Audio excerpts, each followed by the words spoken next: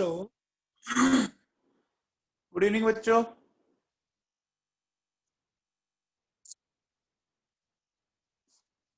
Hello. हाँ बच्चों, कल हमने इलेक्ट्रोलाइसिस के एग्जाम्पल किए थे बच्चों। इलेक्ट्रोलाइसिस में मैंने आपको ये 4 पॉइंट बताए थे। ये पॉइंट बहुत इंपॉर्टेंट थे। क्या ये सबको समझ में आ गए पॉइंट जिन्होंने कल क्लास अटेंड की थी?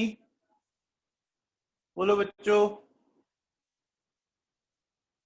बहुत आसान है। देखो, मैंने आपसे क्या बोला था, एक्वस सॉल्यूशन में का एस ब्लॉक का कोई भी कैटाइन हो तो वो रिलीज नहीं होगा। कौन रिलीज होगा? H प्लस रिलीज होगा। ठीक है।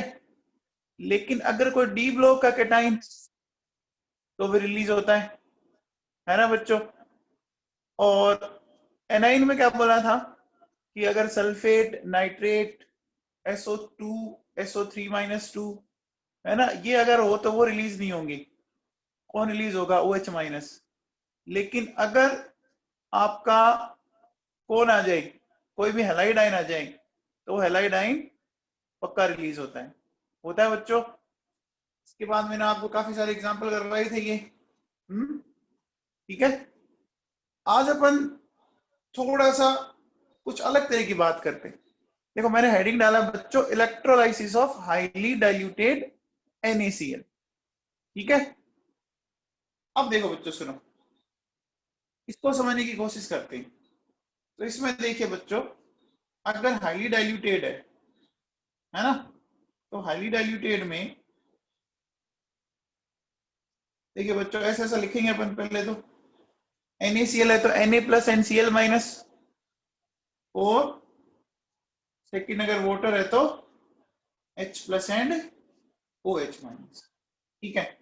अब बात को थोड़ा सा ध्यान से समझना बच्चों। ठीक है।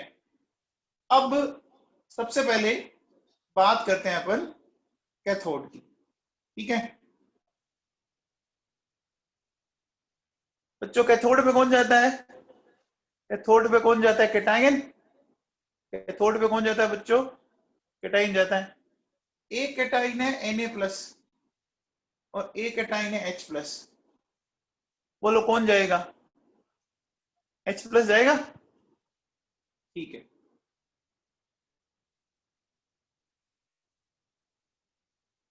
समझ में आ गया? अब देखो बच्चों, सुनो, अब बताओ एनोड पे कौन जाएगा? बेटा देखो, एनोड पे हमारे अकॉर्डिंग जाना तो कौन चाहिए? Cl minus. बट प्रॉब्लम यहाँ पे क्या है कि हमने जो सॉल्यूशन ले रखा है ना, वो हाईली डाइल्यूटेड है। हाईली डाइल्यूटेड का मतलब समझे आप कि उसमें NaCl बहुत ही कम है। समझ में आ रही है बात? तो जब NaCl कम है तो बोलो क्लोराइड आयन भी क्या होंगे? बहुत कम होंगे बच्चों। अब जब क्लोराइड आयन इतने अवेलेबल नहीं है, भाई आप मुझे बताओ, कैथोड वाले को इलेक्ट्रॉन चाहिए ना? कैथोड वाले को तो इलेक्ट्रॉन चाहिए कंटिन्यूअसली। मैंने आपसे क्या बोला था? एनोड एक इलेक्ट्रॉन पंप का काम करता है। ठीक है। अब देखो बच्चों, सुनो, तो यहां क्या होता है, जैसे देखो सुनो, एक काम करता हूं, मैं आपको सिखाता हूं। देखो, मान लो ये Cl माइनस है। ठीक है। ये इस तरह से गया। बात को समझना ढंग से। ठीक है बेटा। अब देखिए, अगर मैं इसके लिए नर्स इक्वेशन लगाता हूं, ध्यान से सुनना बच्चों।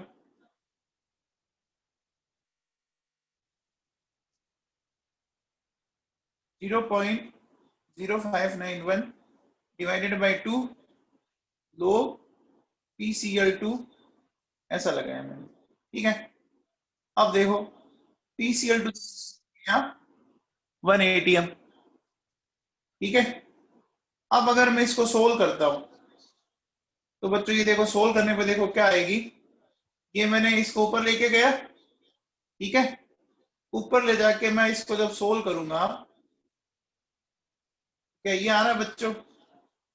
ये आ रहा है क्या? PCl2 180 अब ले लू मैं, ये सोल्व करने भी आ रहा है बच्चों, नर्स इक्वेशन लगाई मैंने। अब देखो बच्चों सुनो, इसका जो ई नोट है इस इक्वेशन का -1.36, ठीक है बच्चों। अब मुझे बताओ, मैं कहता हूं इसको मैंने ऐसे लिख दिया, और कंसंट्रेशन आप क्या कर रहे हो, बहुत ही क्या लेके चलनी है बच्चों, बहुत ही कम। जैसे मान लो मैंने ले ली 10⁻⁻⁶ ले ली बच्चों। अब बताओ इसको सोल्व करने पर आपको क्या मिल रहा है बताओ।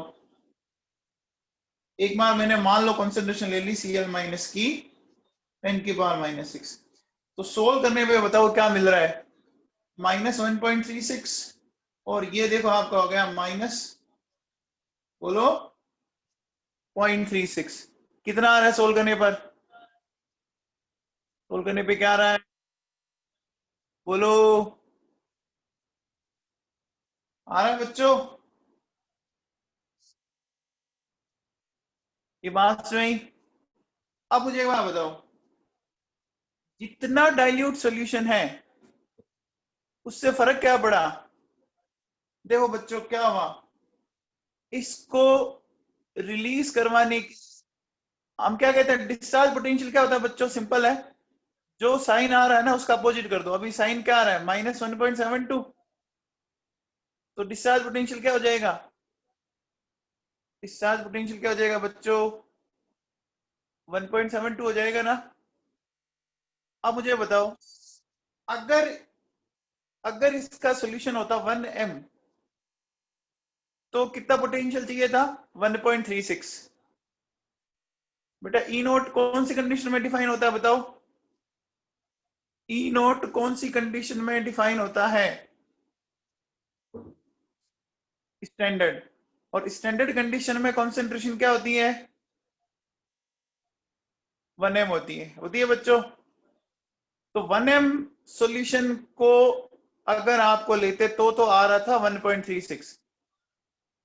अब जैसे जैसे आप डाइल्यूट करते गए, बोलो वो डिस्चार्ज करने के लिए जो पोटेंशियल कम हो रहा है या बढ़ रहा है, बोलो, राइज कर रहा है ना। अरे राइज कर रहा है बच्चों, समझ में आई क्या बात, बोलो। बेटा एकदम सिंपल सी बात समझेंगे मैंने, देखो आप ये नर्स इक्वेशन आप सीख चुके हो, ये नर्स इक्वेशन आप सीख चुके हो। तो अब मुझे बताओ, अब NaCl का मतलब अपन बोल रहे हैं कि ये तो बहुत ही कम है। अब मुझे बताओ, जब आप किसी चीज को डाइल्यूट करते हो तो उसमें कौन सी चीज फिर ज्यादा होती है, सोल्यूट ज्यादा होता है या सोलवेंट ज्यादा होता है, सोलवेंट ज्यादा होता है। अब अगर सोलवेंट ज्यादा है तो बोलो OH माइनस बहुत ज्यादा होगा, OH माइनस बहुत ज्यादा होगा। तो बताओ, जिस कंसेंट्रेशन अगर ज्यादा होगी तो उसका बोलो डिस्चार्ज पोटेंशियल कम आएगा क्या, डिस्चार्ज पोटेंशियल कम आएगा। तो अब मुझे बताओ, क्या मैं ऐसा एक स्टेटमेंट दे सकता हूं, क्या मैं एक ऐसा स्टेटमेंट कि अगर एक आयन की कंसंट्रेशन कम होती जाए, है ना, तो तो क्या हो रहा है बोलो, इसका डिस्चार्ज पोटेंशियल बढ़ता जाता है। समझ में आ रही है मैं क्या बोल रहा हूं बच्चों? अगर एक आयन की कंसंट्रेशन कम होती जाती है तो उसका डिस्चार्ज पोटेंशियल बढ़ता जाता है। उल्टा बोलूं कि अगर एक आयन की कंसंट्रेशन ज्यादा है तो उसका डिस्चार्ज पोटेंशियल, बोलो क्या है, कम होगा ना। तो अब मुझे बताओ, अब कौन रिलीज होगा, अब बताओ कौन रिलीज होगा, Cl माइनस होगा या OH माइनस होगा? क्या ये सबको समझ में आया, किसी को डाउट है क्या?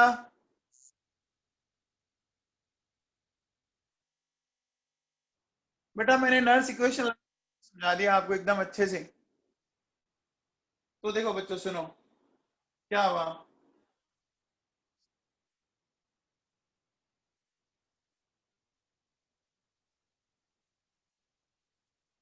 बोलो ये आएगा, बोलो आएगा। बेटा ये क्लियर है क्या? ये एग्जाम्पल समझ में आया? चलिए ठीक है। अब देखो बच्चों, अपन नेक्स्ट लेते हैं electrolysis of aqueous NaCl, mercury cathode, है ना। मरकरी कैथोड को लेकर अपन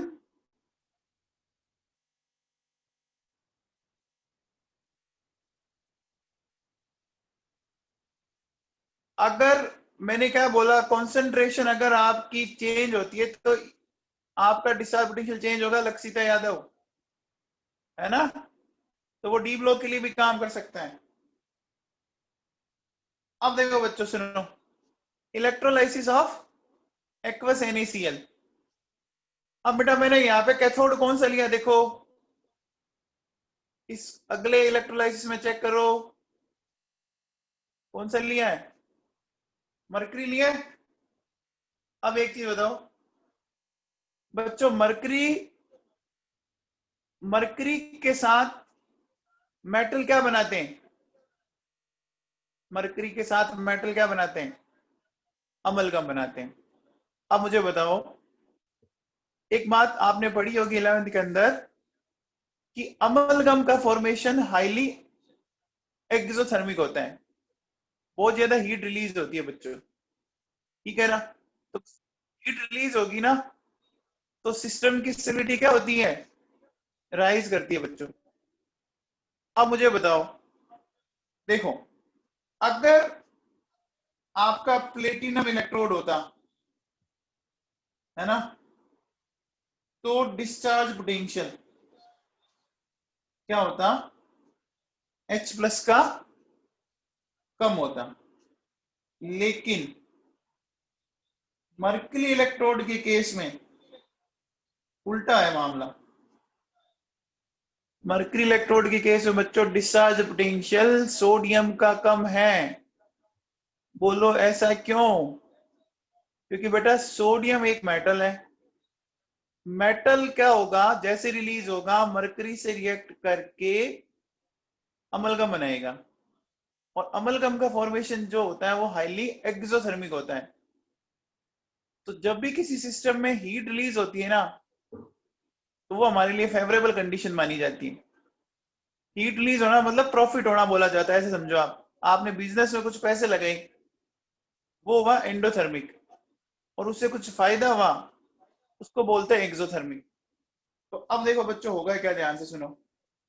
देखो ये NaCl, Na+Cl-, ठीक है। फिर देखिए ये H2O। अब देखो बच्चों, नॉर्मल केस में तो H+ जाता। एक काम करता हूं, पहले मैं एनोड ले लेता हूं। बताओ एनोड पे कौन जाएगा, एनोड पे कौन जाएगा, Cl- और OH- में से। बेटा अगर कोई हेलाइड आयन हो तो पहले वो जाएगा, ठीक है। अब देखो कैथोड की बात करें, तो कैथोड पर क्या होगा, जाना तो चाहिए था H+ को, लेकिन जाएगा आपका Na+। रीजन क्या है देखो सुनो, ये Na गया और ये Na मरकरी के साथ कंबाइंड होकर अमलगम बनाएगा, और वहां से हीट रिलीज होगी। समझ में आई बात? अरे Na+ क्यों रिलीज हुआ, समझ में आई क्या?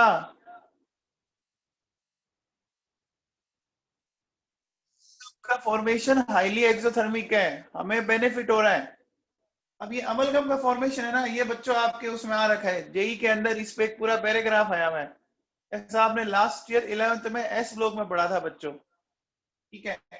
अब देखो ये जो अमलगम बना हुआ है ना, इस अमलगम का क्या होगा देखो, इस अमलगम का लिसिस हो जाता है, है ना। हाइड्रोलिसिस होने से वापस देखो क्या होगा, आपका NaOH बन गया और मरकरी रिलीज और हाइड्रोजन भी रिलीज हो गया, है ना। बच्चों देखो, ले दे के एक सिंपल सी बात है कि अगर आपने मरकरी का कैथोड यूज लिया, ठीक है, दिव्यांशी तोमर तुमने थर्मोडायनेमिक्स पढ़ी थी क्या? दिव्यांशी तोमर,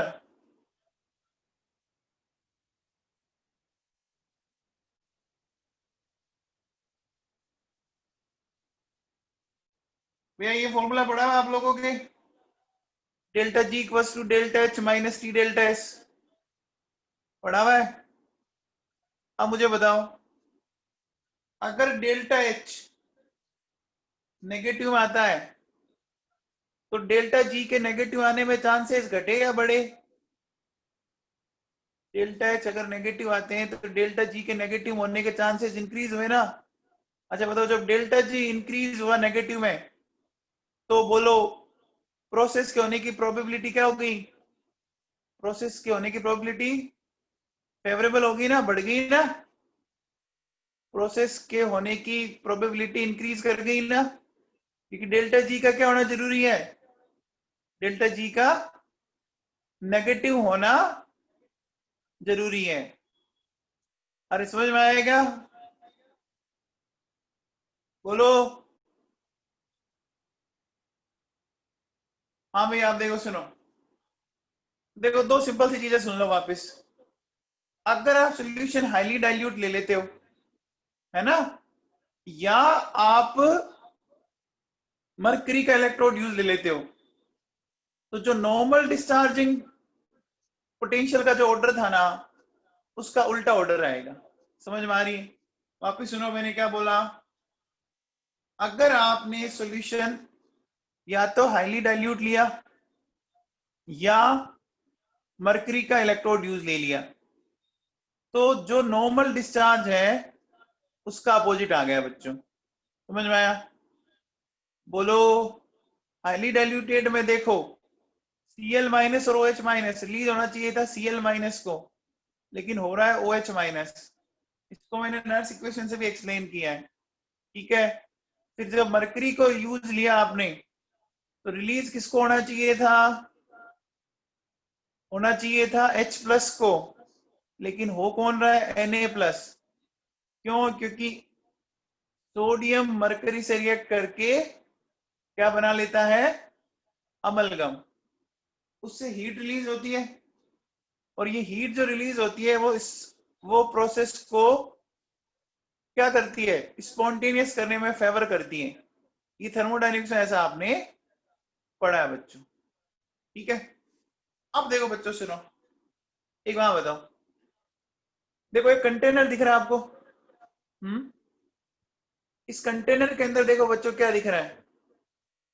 वाटर है, और उसमें मैंने आपके दिख रहे हैं, देखो एस ब्लॉक के बहुत सारे आयंस और एक Al+3 दिख रहा है ना बच्चों। मुझे एक बात बताओ, जब मैं इलेक्ट्रोलाइसिस करूंगा तो बताओ कौन सा केटाइन रिलीज होगा? H+ रिलीज होगा या ये एस ब्लॉक के केटाइन रिलीज होंगे? बोलो। H+ रिलीज होगा ना।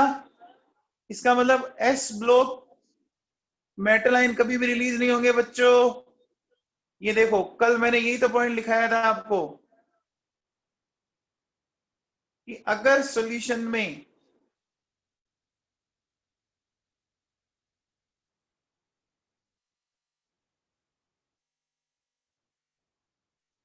ये देखिए, थर्ड पॉइंट पढ़िए।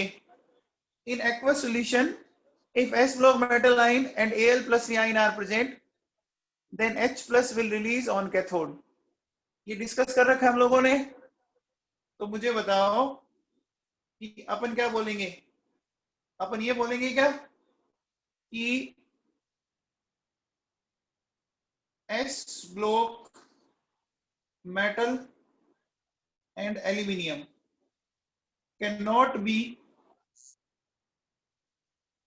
extracted by electrolysis of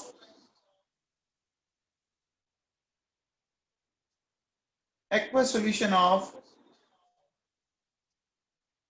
their salt. बोलो, because in this condition hydrogen will release. है ना बच्चों, क्या ये बात सही है? बोलो, एस ब्लॉक के मेटल आयन कभी भी रिलीज नहीं होंगे। अब मुझे बताओ, अगर आपको एस ब्लॉक के मेटल को करना है तो क्या करेंगे फिर? क्या एक्वा सॉल्यूशन यूज लेंगे?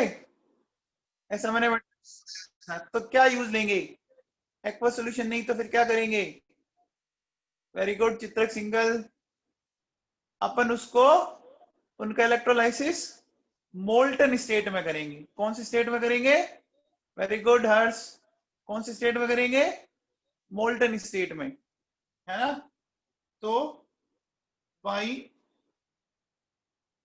Electrolysis of molten salt we can extract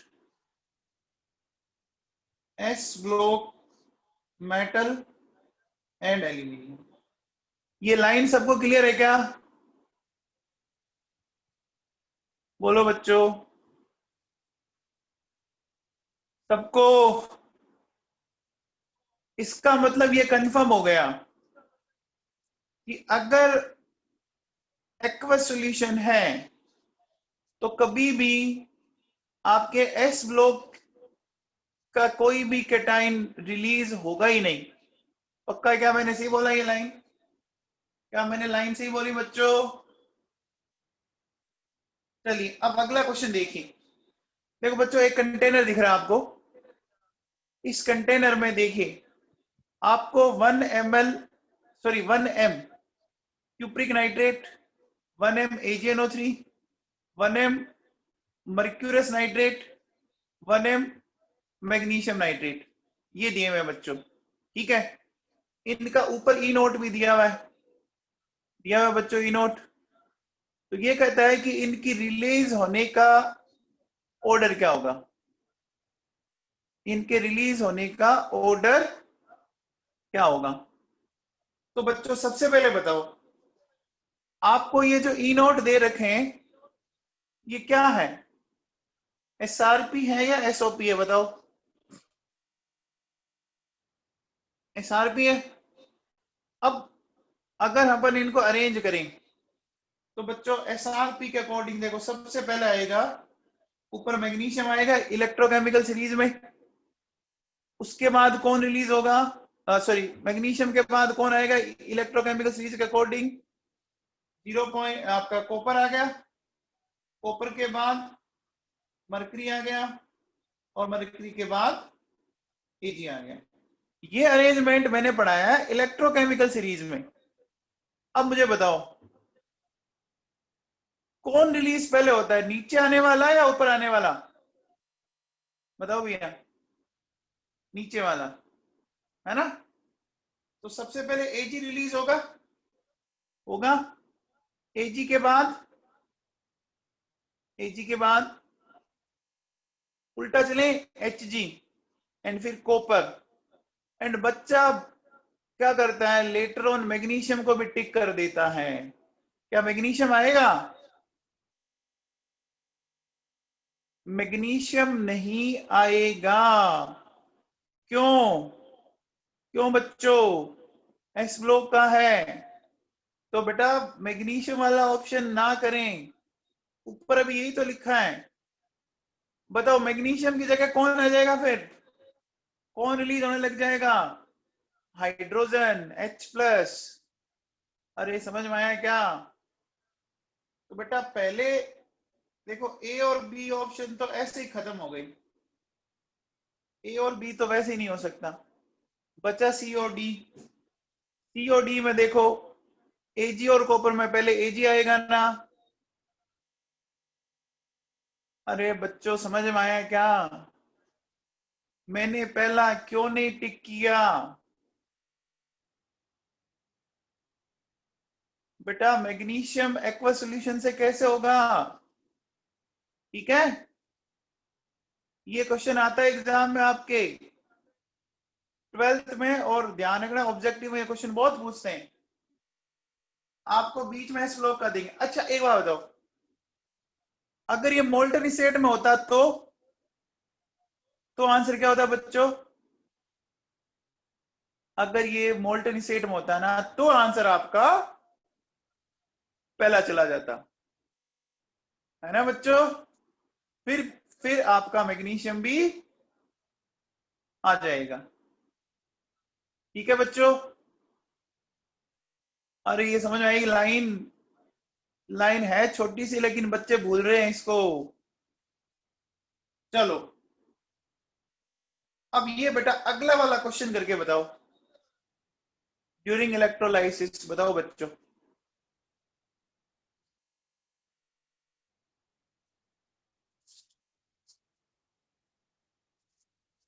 बहुत ही अच्छा क्वेश्चन है ये।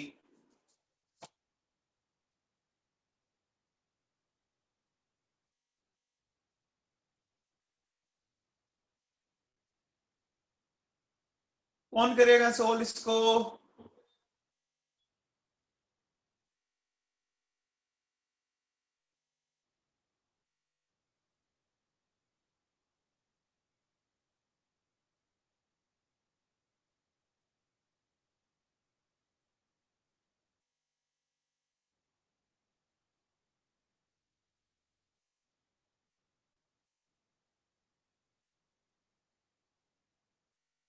बच्चों करें? समझा दूं?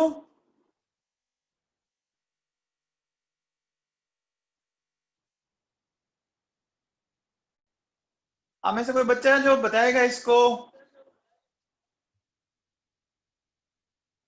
अगर किसी को लगता है कि मैं बता सकता हूं तो बोलो।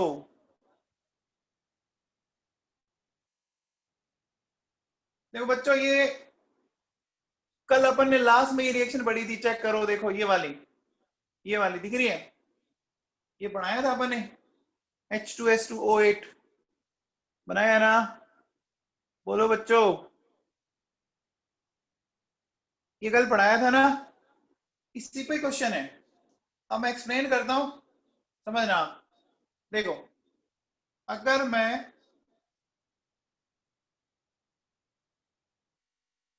H2SO4 ले रहा हूं, ठीक है, तो H2SO4 कैसा है बच्चों? कॉन्सेंट्रेटेड है ना? कॉन्सेंट्रेटेड है ना? है बच्चों? तो कॉन्सेंट्रेटेड में मैंने कल क्या बताया था? चित्रक सिंगल, ठीक है बेटा।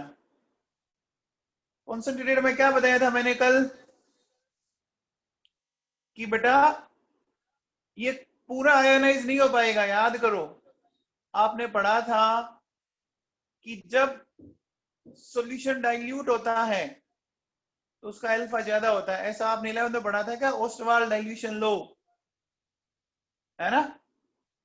अब देखो बच्चों, सुनो हुआ क्या। देखो, एनोड पर बच्चों HSO4- गया, मिला आपको H2S2O8 और 2 इलेक्ट्रॉन। अच्छा एक बात बताओ बच्चों, ये एनोड पर और क्या बना रहा है क्वेश्चन में? एनोड पर और क्या बना रहा है? बोलो। ऑक्सीजन। और किस अमाउंट में बना रहा है? किस अमाउंट में बना रहा है? Equimolar amount. इक्विमोलर का मतलब समझते हैं? इक्विमोलर का मतलब इक्वल। तो देखो बच्चों, एनोड पे एक रिएक्शन ये और करवा रहा है ना? इस रिएक्शन में देखो, आप मुझे बताओ। देखो, पहली वाली रिएक्शन में मैंने 1 मोल H2S2O8 बनाया। दूसरी वाली इक्वेशन में मैंने 1 मोल ऑफ O2 बनाया बनाया। आप मुझे एक बार बताओ बच्चों, टोटल कितने इलेक्ट्रॉन जनरेट हुए यहां पर, कौन बताएगा? टोटल कितने इलेक्ट्रॉन जनरेट हुए? 6 इलेक्ट्रॉन। अच्छा, मैंने आपको ये बोला था क्या कि एनोड हमारे लिए क्या होता है? एनोड हमारे लिए सोर्स ऑफ इलेक्ट्रॉन का काम करता है, बोला था क्या? बोला था इलेक्ट्रॉन पंप, याद आ गया? चित्रक सिंगल ने बोला था कि ये पंप क्या होता है, समझाओ वापिस, याद आया उस दिन? अब बताओ टोटल कितने इलेक्ट्रॉन रिलीज हो रहे हैं? 6। अब देखो बच्चों सुनो, अब कैथोड पर क्या होगा? ये 6 इलेक्ट्रॉन 6H+ खाएंगे और बताओ क्या बना देंगे? TH2। तो बोलो क्या बन गया बताओ? 3 मोल ऑफ हाइड्रोजन। क्या समझ आया बच्चों? देखो क्वेश्चन तो बहुत सिंपल था,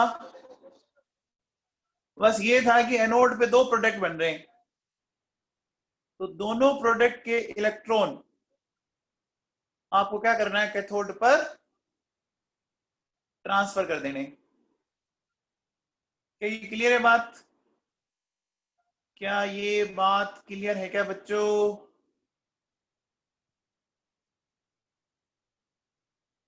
चलो बच्चों, ये वाला क्वेश्चन करके दिखाओ, ये वाला क्वेश्चन करके बताओ।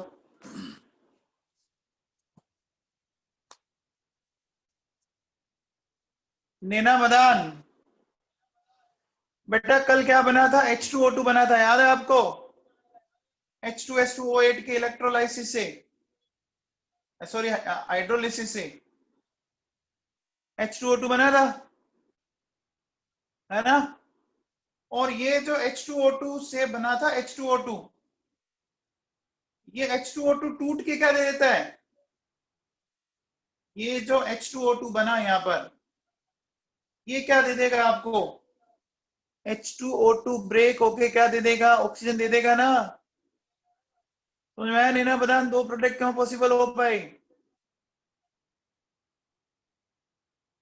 हाँ बेटा ये क्वेश्चन करो, बताओ बच्चों।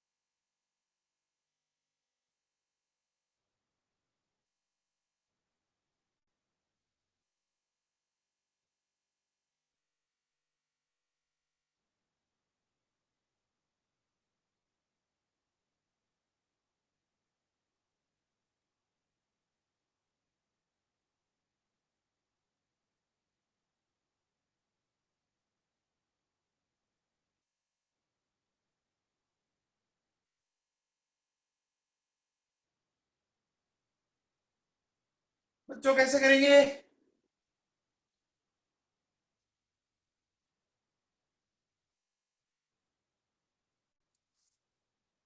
बेटा एक बार बताओ, 1 मोल NaOH कैसे बना था, याद है? 1 मोल NaOH कितने फेराडे चार्ज से बना था? याद है? कल देखो एक्सप्लेन किया था मैंने। ये देखो, ये देखो आपके सामने एक लाइन दिख रही है, देखो ब्लू कलर में दिख रही है। By the exchange of 1 mole electron 1 mole NaOH is produced. ये कल मैंने एक्सप्लेन की थी आपको। ये देखो, ये पूरा एक्सप्लेन किया हुआ ऊपर देखो। देखो बच्चों सुनो, NaCl टूटा Na+ एंड Cl- में, वाटर ब्रेक डाउन हुआ H+ एंड OH- में, तो बताओ Na प्लस और H प्लस में तो H प्लस गया और एनोड पे Cl माइनस गया। तो बच्चों देखो H प्लस चला गया, Cl माइनस चला गया, सॉल्यूशन में जो बचे हुए Na प्लस और वो OH, ये दोनों आपस में कंबाइंड हो गई और कंबाइंड होकर इन्होंने क्या बना दिया, NaOH बना दिया ना, बोलो, अरे बना दिया। तो एक मोल इलेक्ट्रॉन का एक्सचेंज हो रहा है ना। वेरी गुड किशोर। अब देखो बच्चों इसी क्वेश्चन में ये लगाना है आपको कंसेप्ट। सबसे पहले बताओ charge which is passed through, जो आप चार्ज पास कर रहे हो, ठीक है, तो देखो Q इक्वल्स टू IT। तो बच्चों Q क्या हो जाएगा, देखो I कितना दिया हुआ आपको 5 और ये दे रखा है बच्चों, दे रखा है, Q इक्वल्स टू IT लगा देंगे। अब मुझे बताओ देखो 96500 coulomb charge will produce 1 mole NaOH। क्या ये लाइन सही लिखी है मैंने, क्या ये लाइन सही लिखी है बच्चों, ये लाइन सही है क्या, अरे ये लाइन सही है। तो बताओ 5 इंटू 965 कूलम्ब ये कितना प्रोड्यूस करेगा, 1/96500, ये हो गया। कितना आएगा बच्चों, कितने मोल आ गए, मोल आ गए बच्चों। अब मुझे बताओ आपको मोल पता लग गया, अब निकालनी क्या है, कॉन्सेंट्रेशन। कॉन्सेंट्रेशन कैसे निकालेंगे बच्चों, मोल अपॉन वॉल्यूम निकालेंगे। तो बच्चों देखो हमारे पास ये आया हुआ है डिवाइडेड बाई 0.5। देखो बच्चों 0.5 क्वेश्चन में गिवन है, स्टार्टिंग में देखो है बच्चों। तो बोलो इसको सोल्व करने पे कितना आया, ये सोल्व करने पे कितना आ गया, 10 की पावर -1 आ गया क्या, आ गया बच्चों। अब मुझे बताओ जब NaOH की कॉन्सेंट्रेशन 10 की पावर -1 है तो NaOH ऐसे जाता है, बोलो, ये 10 की पावर -1 तो ये भी 10 की पावर -1, बोलो POH क्या हो गया, minus log of OH minus आइन। तो बोलो POH आया 1 तो पीएच क्या आ गया बताओ 30। क्या ये क्लियर हुआ, क्या ये क्लियर हुआ बच्चों, पीएच निकालनी तो आपने सीखी है, 11th में सीखा ना बच्चों, ठीक है। चलिए अगला क्वेश्चन बताओ, ये पढ़ो बच्चों, calculate volume of C2H6 at STP which will produce by electrolysis of sodium acetate using a current of 1 ampere for 965 minutes। और इसने एफिशिएंसी कितनी दे रखी है 60%, कितनी दे रखी है बच्चों 60%।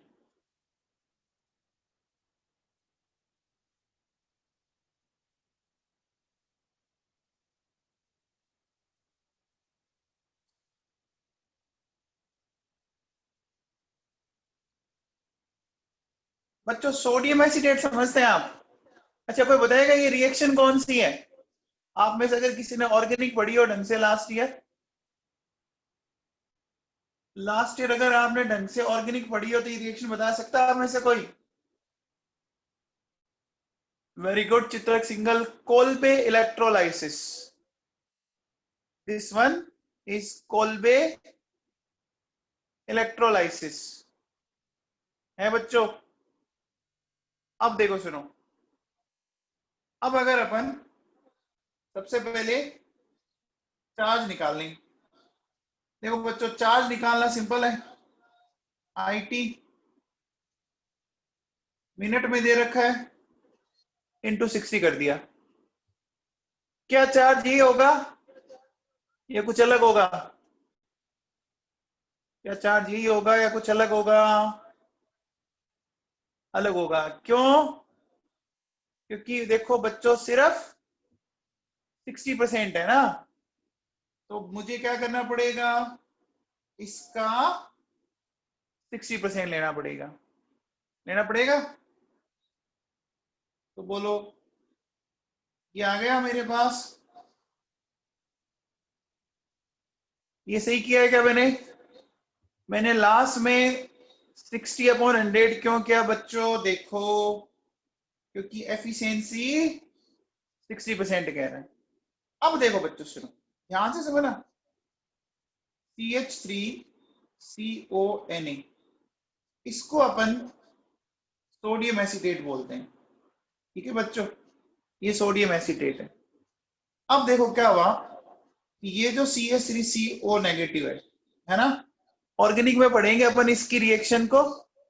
तो बच्चों देखो होता है क्या है कि हमें बनाना है क्या है, ये बनाना है CH3CH3, तो साथ में मिलता है बच्चों इसमें CO2। ये वैसे 11th में आया हुआ है बच्चों, है ना, कोल्ब इलेक्ट्रोलाइसिस एल्केन बनाने का मेथड था, हाइड्रोकार्बन आपके सिलेबस में है, याद करो। अब मुझे बताओ, इक्वेशन को बैलेंस करने के लिए इधर 2 लगा दूं, यहां पर इधर 2 लगाया और ये 2 इलेक्ट्रॉन, क्या ये बैलेंस समझ में आया? क्या ये बैलेंसिंग समझ में आई? बोलो बच्चों,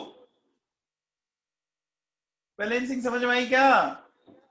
अब मुझे बताओ, यहां कितने फेराडे चार्ज है? 2 फेराडे। तो क्या मैं कह सकता हूं कि 2 इंटू 9650 गुलाम चार्ज आपका प्रोड्यूस करेगा 22.4 लीटर C2H6। ये 22.4 लीटर क्यों बोला बच्चों? इसका कितना मोल बन रहा है? 1 मोल, और 1 मोल का वॉल्यूम बताओ कितना होता है? 22.4 लीटर होता है बच्चों। अब बताओ, तो आपका चार्ज कितना है? 965 इंटू 36 गुलाम चार्ज। तो क्या मैं ऐसा कह सकता हूं?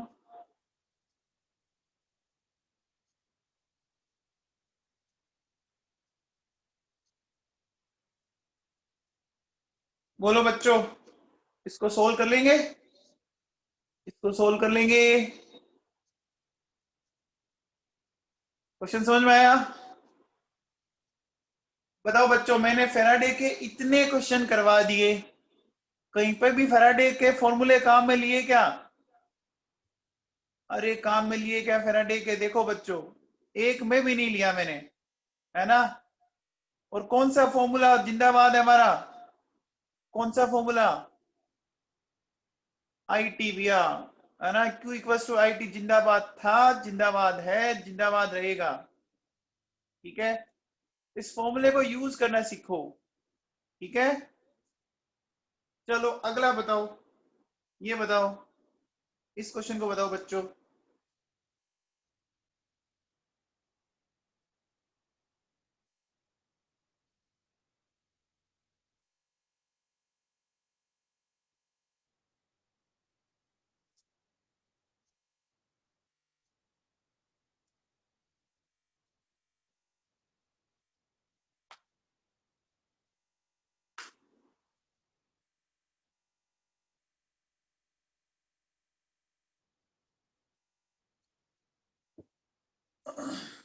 देखो बच्चों, कैसे करेंगे इस क्वेश्चन को, समझो।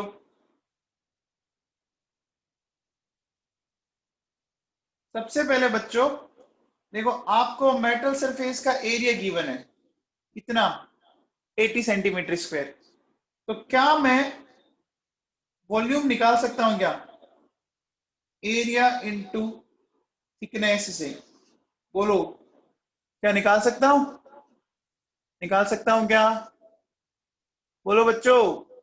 तो देखो 80 सेंटीमीटर स्क्वायर ये है 0.05। अच्छा बताओ, को सेंटीमीटर में कन्वर्ट करना है तो कितने से डिवाइड करेंगे? 1 सेंटीमीटर में कितने होते हैं? 1 सेंटीमीटर में कितने होते हैं? 10 होते हैं ना बच्चों। इसका मतलब 1 में हो गया 1/10 सेंटीमीटर, ये हो गया। बोलो ये सही लिखा है क्या? 1 इक्वल्स टू 1/10। बोलो तो बोलो इसकी जगह ये लिख दूं तो देखो क्या हो जाएगा बच्चों। 80 ये हो गया देखो 0.05। ये बोलो ऐसा करेंगे? ऐसा करेंगे क्या बच्चों? ये समझ में आया इतना?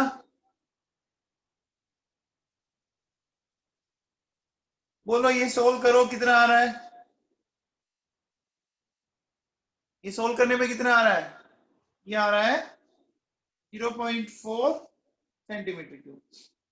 ये बच्चों वॉल्यूम आया हमारे पास। अब देखो क्वेश्चन में डेंसिटी भी गिवन है, चेक करो। देखो ये पड़ी 10.5 दिख रहा है। मुझे बताओ वॉल्यूम पता है, डेंसिटी पता है, तो आप बता सकते हो क्या? मास ऑफ सिल्वर बता सकते हो? क्या करोगे? अपने को क्या करना है बच्चों? डेंसिटी मल्टीप्लाइड बाय वॉल्यूम, ठीक है। तो डेंसिटी है बच्चों 10.5 एंड वॉल्यूम है 0.4। सोल्व करने पर आ रहा है बच्चों 4.2 ग्राम। इतना समझ में आया? अब बच्चों ये कहता है how long has a current of 3 ampere to be applied through a solution of AgNO3। आप मुझे बताओ ये जो AgNO3 है उसके अंदर बच्चों Ag प्लस आयन है। Ag प्लस आयन है बच्चों। ये Ag plus ion electron gain करके Ag में कन्वर्ट हुआ। तो मुझे बताओ कि मैं ऐसा कह सकता हूं ये 1 मोल हो गया और ये 108 ग्राम हो गया। हो गया कि नहीं हो गया? तो अपन ऐसा कह सकते हैं कि 108 ग्राम सिल्वर इज डिपॉजिटेड बाय 9650 गुलाम। बोलो सही है क्या? बोलो सही है बच्चों? अब बताओ 4.2 ग्राम ये कैसे होगी?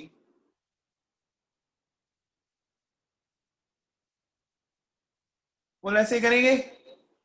इतने गुलाम चार्ज से क्या सही लिखा? बोलो बच्चों। अब बताओ फॉर्मूला क्या है? Q इक्वल्स टू IT है बच्चों। आप मुझे बताओ चार्ज तो आपने निकाल लिया,